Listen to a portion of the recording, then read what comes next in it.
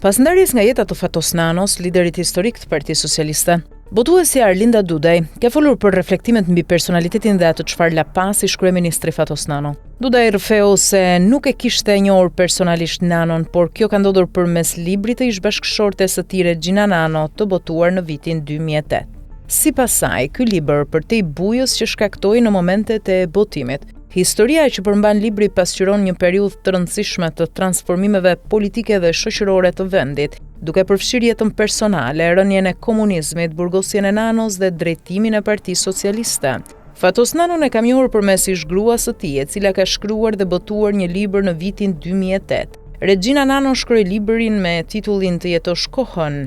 Është një libër i cili në momentin që u botua, pati buj sepse njerëzit ishin kurioz me qënë se kishte ndodhur divorci mes tyre, edhe libri do përmbante dhe ushqente thashë theme.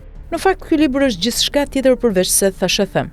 Librat janë ato gjëra që mbeten dhe është me rëndësi për të kuptuar historinë. Edhe libri ka një kapitull shumë të fortë të historisë së vendit tonë. Përveç Nanos që ai ka një rol të padiskutueshëm, libri tregon pikërisht këtë histori, që nga piknisja që është kur ata u njohën dhe u martuan, përmes letrave që i shkruanin njëri tjetrit dhe rrëfimit të Regjinës, është një pjesë shumë e rëndësishme që nis që nga rënia e komunizmit, marrja e Partisë Socialiste, ndryshimi, momentet e burgut dhe deri tek viti i divorcit, thot Dudaj.